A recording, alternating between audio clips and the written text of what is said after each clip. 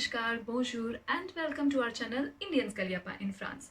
तो आज का जो पूरा वीडियो है वो मैं हिंदी में बात करूँगी क्योंकि मुझे काफ़ी स्टूडेंट्स ने सजेस्ट किया है कि आप प्लीज़ हिंदी में भी बोलिए। और काफ़ी जो मैसेजेस आते हैं वो जनरली हिंदी होती है, कुछ लोग हैं जो इंग्लिश में बात करना प्रेफर नहीं करते। तो आज का टॉपिक है जॉब सर्च वीज़ा, ऑथराइजेशन प्रोविजोire de séjour APS, जो आपको फ्रांस में मिलता है और इंडियन स्टूडेंट्स को स्पेशली 2 साल का वीज़ा मिलता है। तो ये वीज़ा कब मिलता है, इसके लिए क्या चाहिए होता है और वीज़ा मिलने के बाद आपको क्या सहूलियत, क्या एडवांटेजेस रहती हैं। तो फर्स्ट ये आपको मिलता है जब आप अपनी मास्टर डिग्री ख़त्म करते हैं। आपका डिप्लोमा नहीं, आपकी मास्टर डिग्री। आपको डिग्री तुरंत नहीं मिलती है, उसको टाइम लगता है, बट जब आप कोर्स आपका ख़त्म हो जाता है तो आपको एक कंप्लीशन का सर्टिफिकेट मिलता है आपके कॉलेज से, जो कि बहुत ज़रूरी है। जब तक आपके पास डिग्री नहीं आती है आप वो पेपर दिखा सकते हैं जब भी कोई आपको पूछे कि आप फ्रांस में क्या कर रहे हैं। सेकेंड, दूसरी चीज़, ये आप कैसे अप्लाई कर सकते हैं। जैसे ही आपका कोर्स ख़त्म हो जाए, आपका डिग्री ख़त्म हो जाता है और आपको जॉब सर्च वीज़ा चाहिए, तो आपको अपॉइंटमेंट लेने की कोई ज़रूरत नहीं है प्रीफेक्चर में। मोस्टली कहीं भी ज़रूरत नहीं होती है, बट शायद कहीं कहीं प्रीफेक्चर्स जो वीज़ा ऑफिस हैं वहाँ पे क्राइटेरियाज डिफरेंट होंगे, लेकिन आपको इसके लिए अपॉइंटमेंट की ज़रूरत नहीं है। आप डॉक्यूमेंट्स के साथ जा सकते हैं और आप उनसे एपीएस के लिए रिक्वेस्ट कर सकते हैं। तो डॉक्यूमेंट्स, कौन कौन से डॉक्यूमेंट्स चाहिए। पहला चाहिए आपका ID proof. Second, ID proof में आता है आपका पासपोर्ट। सेकंड चाहिए कि आपके पास फोटोज हों। और बहुत इंपॉर्टेंट चीज़ है, वो चाहिए वीज़ा। आप स्टूडेंट वीज़ा पे हैं तो मेक श्योर करिए कि जब आप एपीएस अप्लाई कर रहे हो, जॉब सर्च वीज़ा अप्लाई कर रहे हो, तो आपका स्टूडेंट वीज़ा एक्सपायर्ड ना हो। ऐसा ना हो कि आपका जनवरी में स्टूडेंट वीज़ा ख़त्म हो गया है और आप फेब में अप्लाई कर रहे हैं, ये नहीं होता। आपका अगर जनवरी में ख़त्म हो रहा है तो आपको दिसंबर में जाके अप्लाई करना चाहिए।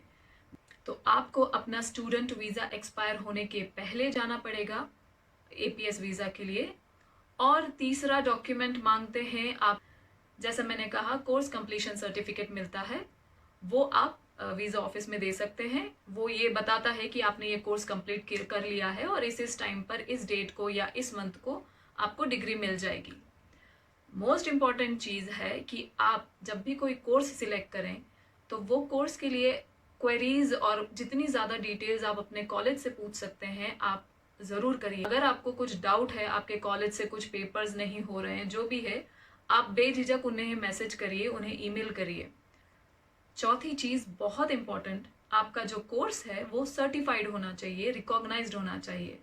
तो ये आप अपने कॉलेज में पहले ही पूछिए। जब आप एडमिशन लेना चाहते हैं, जब आप क्वेरी भेजते हैं कि मुझे इस कोर्स में एडमिशन चाहिए, तो उस क्वेरी में एक क्वेरी ऐड करिए कि क्या ये कोर्स ख़त्म करने के बाद मुझे जॉब सर्च वीज़ा मिलेगा।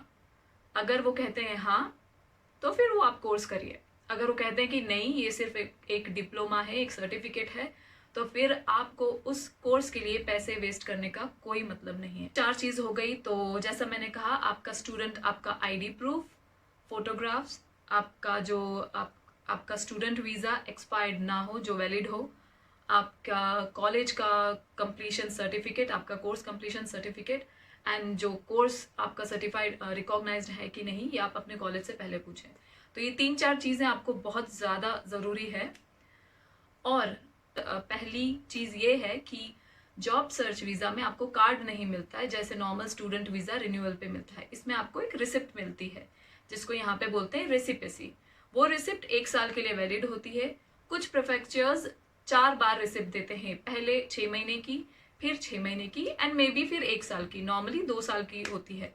तो पहले आपको प्रीफेक्चर, जो वीज़ा ऑफिस है, वो 1 साल का पेपर देगा, और जब आपका 1 साल ख़त्म हो जाएगा, वो आपको फिर जाना है, डॉक्यूमेंट्स देने हैं, 1 साल और आपका एक्सटेंड होगा।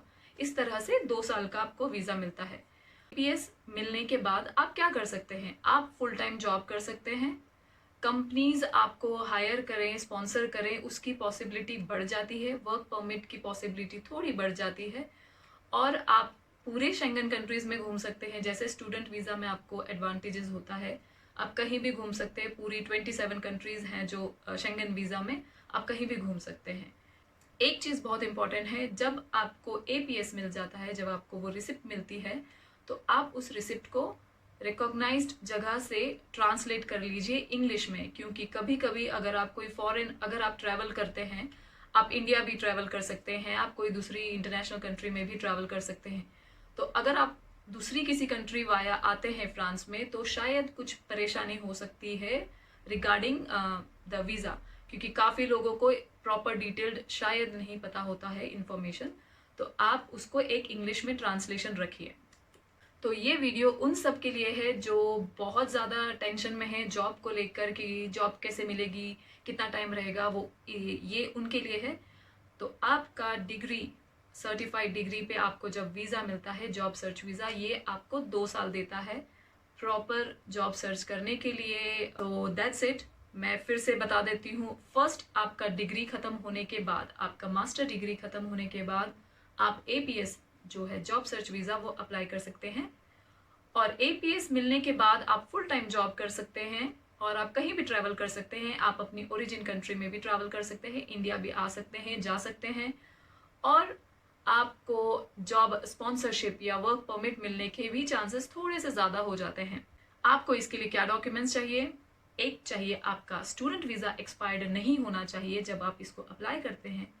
सेकंड, आपके कॉलेज से आपको डिग्री कंप्लीशन का सर्टिफिकेट मिलना चाहिए। ये 2 चीज़ बहुत ज़रूरी है।